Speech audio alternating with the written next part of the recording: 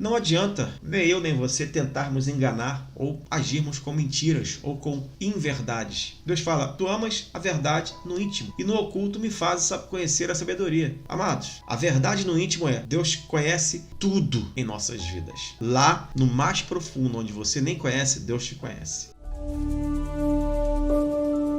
Estamos falando sobre o Salmo 51, que é um salmo de Davi, que todos vocês perceberam, né? Porque cada salmo, cada um desses cânticos, né? Porque salmos são cânticos, e o que a gente chama de versículos, na verdade, são versos. Então, cada salmo com seus versos exprimem toda a gratidão, toda a adoração, todo o louvor dos salmistas. Nós temos salmos de vários autores, e o principal dos autores é Davi, ok? E aqui mais um salmo de Davi. E ele começa pedindo misericórdia. Tem misericórdia de mim, ó Deus, segundo a tua benignidade, apaga as minhas transgressões. Segundo a multidão das tuas misericórdias, lava-me completamente da minha iniquidade e purifica-me do meu pecado. Porque eu conheço as minhas transgressões e o meu pecado está sempre diante de mim. O que Davi está falando aqui? Ele está falando assim, Senhor, primeiramente, eu sou pecador, eu sou falho. Não tem como eu me lavar sozinho. Não tem como eu me purificar sozinho. Não tem como eu me restaurar sozinho. Se tu não fizer isso, Senhor, eu vou morrer nos meus delitos e nos meus pecados. E é exatamente o que acontece hoje. Por isso nós entregamos as nossas vidas ao Senhor Jesus Cristo. Por isso você entregou a tua vida ao Senhor Jesus Cristo. Por quê? Porque eu não tenho condição de me lavar completamente dos meus pecados. Na verdade, os meus pecados vão me levar para a morte se eu não estiver em Cristo Jesus. Então ele fala, lava-me completamente da minha iniquidade, purifica-me do meu pecado. E o que é que Deus faz conosco? Ele nos purifica dos nossos pecados através do sangue do Senhor Jesus Cristo. Mas veja que aqui o salmista pede, queridos, é importantíssimo que eu e você confessemos ao nosso Deus a cada dia, todo santo dia, os nossos erros, nossas falhas e peçamos para que Ele nos lave e nos restaure dia após dia, em nome de Jesus. Porque o verso 3 fala assim, porque eu conheço as minhas transgressões e o meu pecado está sempre diante de mim. Não há como fugir dessa verdade. A gente no fundo, a gente sabe quais são as nossas transgressões e os nossos pecados, tanto por ações, por obras ou por pensamentos. Nós sabemos. Por isso o salmista deixa bem claro, Senhor, eu conheço as minhas transgressões e o meu pecado está sempre diante de mim. Ou seja, por que ele fala que o pecado está sempre diante dele? Porque isso são acusações. Quando ele diz assim, o meu pecado está sempre diante de mim, significa que as acusações vêm contra ele através daquilo que ele mesmo conhece, porque ele sabe que está errado. Sabe por quê? Porque o Espírito de Deus está sobre eles. Se o Espírito de Deus está sobre nós, nós reconheceremos toda a nossa falibilidade e tudo aquilo que o pecado está causando nas nossas vidas, e aquilo vai soar como se fosse uma acusação. Porque se o Espírito de Deus não estivesse sobre a tua vida, você não ia estar nem aí. Você não ia estar nem aí para aquilo que realmente acontece contigo, para os pecados que literalmente estão sobre a tua vida, e você, sinceramente, não ia agir com indiferença, mas como o Espírito de Deus está sobre a tua vida, aquilo soa, e aquilo literalmente fala ao teu coração, e é isso que Deus quer que você pratique, que você confesse a Ele os teus pecados, que você peça a Ele misericórdia, e que você sinta esse pecado, não para que você seja acusado, mas para que você saiba que Ele está pronto a te perdoar e a te limpar em nome de Jesus. Quem pode glorificar Deus por isso? Verso 4, contra ti somente pequei, e fiz o que a teus olhos parece mal, para que sejas justificado quando falares e puro quando julgares. Significa que, primeiro, quando nós vivemos no pecado ou quando nós pecamos, nós reconhecemos que pecamos primeiramente contra Deus, porque o Senhor nos instruiu para que não vivêssemos no pecado. O Senhor nos libertou do pecado da morte, do império da morte, do império do pecado. Ocorre que quando nós, na nossa natureza humana, pecamos, nós literalmente pecamos contra Ele, contra o nosso Deus. Por isso aqui está escrito, contra ti, somente contra ti pequei. Porque independentemente de nós fazermos qualquer coisa contra as pessoas aqui nesta terra, a primeira pessoa que a gente faz alguma coisa sempre quando a gente peca é o nosso Deus. Porque Ele nos tratou para que nós não pecássemos mais. Ele nos tratou para que o pecado não dominasse mais sobre nossas vidas, ok? Então ele fala assim, contra ti eu pequei, e fiz o que aos teus olhos parece mal. E aqui fica bem claro, Os olhos do Senhor enxergam todas as coisas. Independentemente de você achar que está certinho, que você achar que não está fazendo nada, Deus está vendo, Deus está me vendo, Deus está nos vendo. Então, aos olhos dele, todas as coisas ficam nuas e patentes. E ele enxerga todas as coisas. Por isso é melhor você reconhecer. E aqui o salmista reconhece: Senhor, eu fiz o que era mal aos teus olhos. Independentemente de tu me dizer o que está errado, eu já sei que eu fiz errado. E é por isso que nós temos o Espírito Santo sobre nossas vidas. Para que seja justificado quando falares e puro quando julgares. Significa que aquilo que Deus sempre fará conosco, ou aquilo que Deus sempre fará conosco através da remissão dos nossos pecados, vai fazer quando nós nos confessarmos e nos entregarmos ao Senhor Jesus Cristo. Em fazendo isso, seremos justificados. E é claro, em sermos justificados, não seremos condenados. Eis que em iniquidade fui formado e em pecado me concebeu minha mãe. Eis que amas a verdade no íntimo e no oculto me fazes conhecer a sabedoria. Quando o salmista fala que em iniquidade fui formado e em pecado me concebeu a minha mãe, ele fala claramente do modo que foi feito e daquilo que aconteceu para que antes de nascer ele fosse gerado. Porque o que deu santificação para Jesus Cristo? Vê se vocês entendem. Por que Cristo não foi gerado em pecado? Vocês já sabem, né? Porque o Espírito Santo literalmente foi que colocou a semente no ventre de Maria.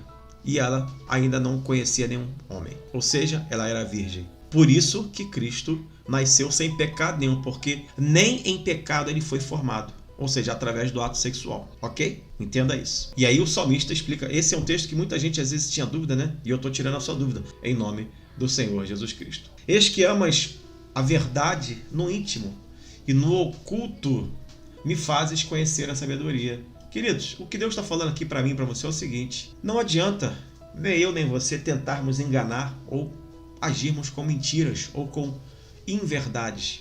Deus fala: tu amas a verdade no íntimo e no oculto me fazes conhecer a sabedoria. Amados, a verdade no íntimo é: Deus conhece tudo em nossas vidas. Lá no mais profundo, onde você nem conhece, Deus te conhece. Purifica-me com hisope e ficarei puro. Lava-me e ficarei mais alvo do que a neve. O que é hisope? Era uma árvore que você fazia como se fosse um chá. E aquele chá, ele era usado tanto para tomar quanto para você tomar um banho. E curava as feridas, ok? É interessante isso, né?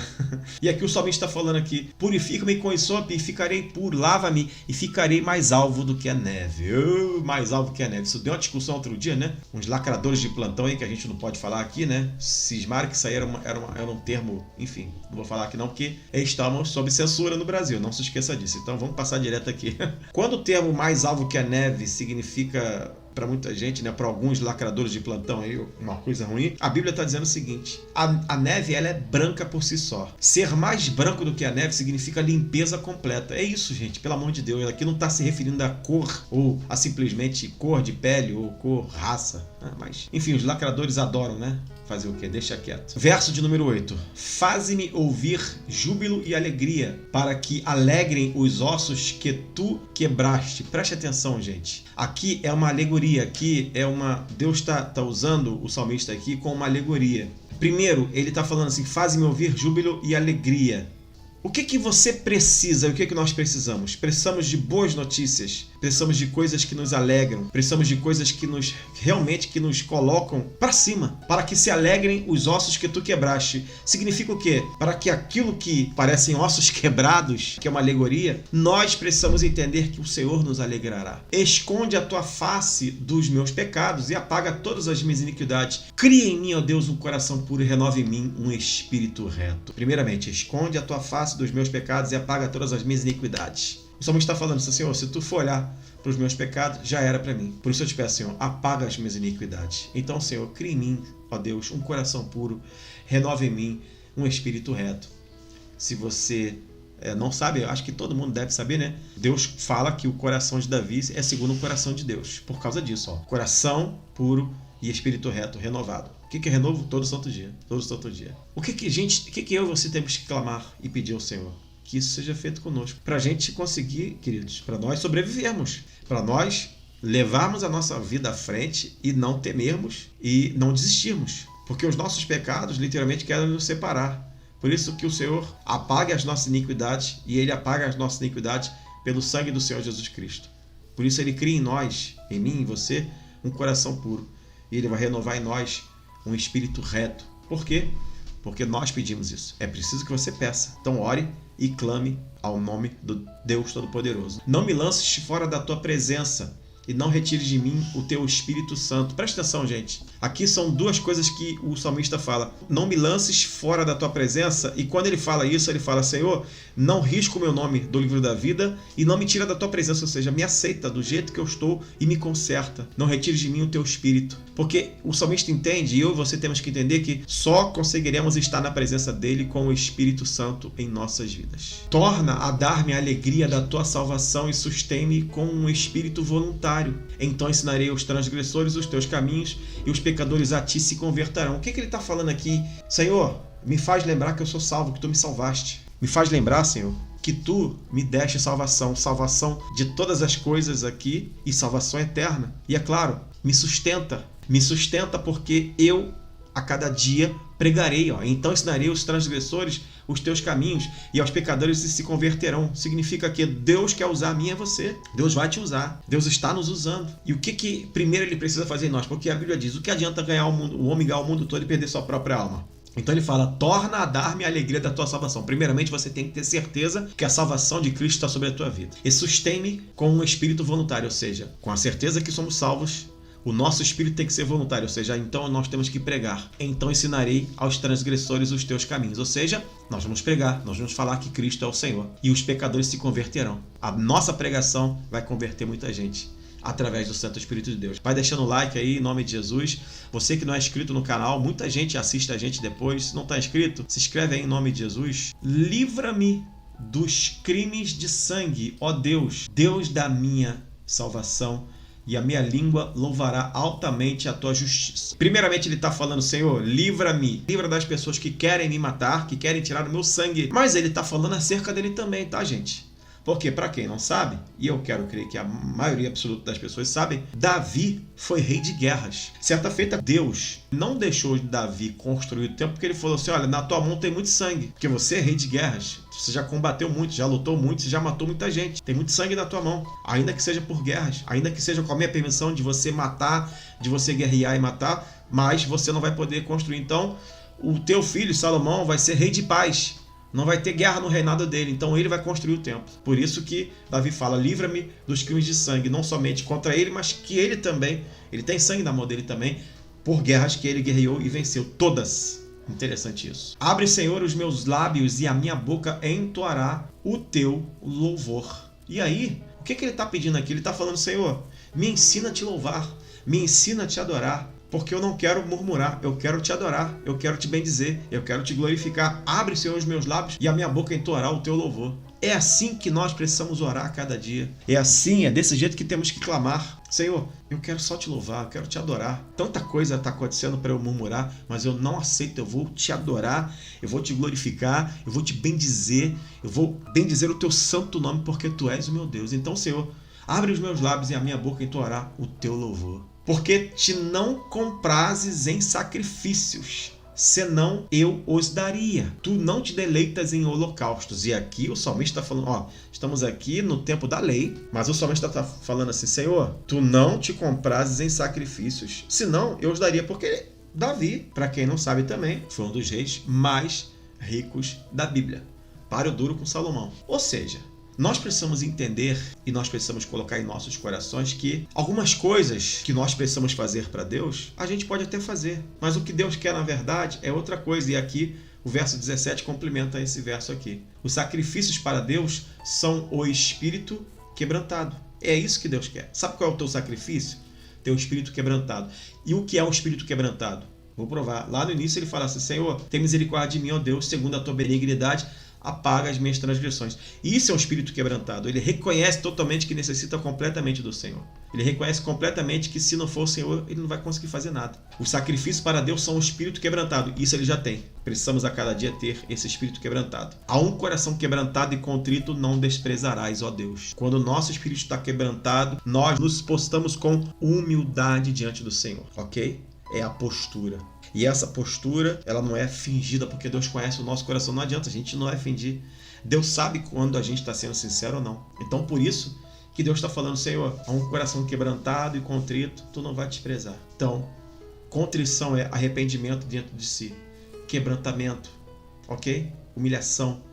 E entender que Deus está no controle, que Deus pode todas as coisas, se Ele não quiser nada feito. Abençoa a Sião, segundo a tua boa vontade, edifica os muros de Jerusalém. E aqui, mais uma vez, é uma alegoria, ou seja, o salmista está falando assim, Senhor, abençoa o teu povo, abençoa aqueles que te amam, abençoa aqueles que te adoram, edifica os muros de Jerusalém. Senhor, Jerusalém é outra alegoria aqui, além de ser a própria Jerusalém, mas Jerusalém é o povo dele, nós somos o povo de Deus. Edifica os muros de Jerusalém, Senhor, edifica as nossas vidas, edifica os nossos muros, ou seja, coloca proteção sobre nossas vidas, guarida sobre nossas vidas. Abençoa a Sião segundo a tua vontade, tua boa vontade. Então te agradarás de sacrifício de justiça.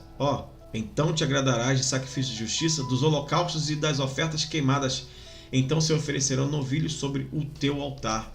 Tudo isso são alegorias e tudo isso são palavras em que Deus está falando claramente que vem de nós a adoração, que vem de nós o louvor, que a nossa vida é a própria oferta a Ele, que a tua vida é a oferta a Ele. Então, coloque-se diante de Deus com sinceridade, com quebrantamento e saiba que Deus ouvirá o teu clamor e a tua oração, te livrará, te limpará, te restaurará, se a tua vida a cada dia estiver firme na presença do Deus Todo-Poderoso. Não se esqueça disso. Não se esqueça de adorar, de glorificar, de bendizer e de adorar a face do Deus Todo-Poderoso. E entenda, Ele sempre quer te abençoar, te guardar, te livrar a ti e a tua família. Recebe essa palavra no teu coração, em nome de Jesus. Amém?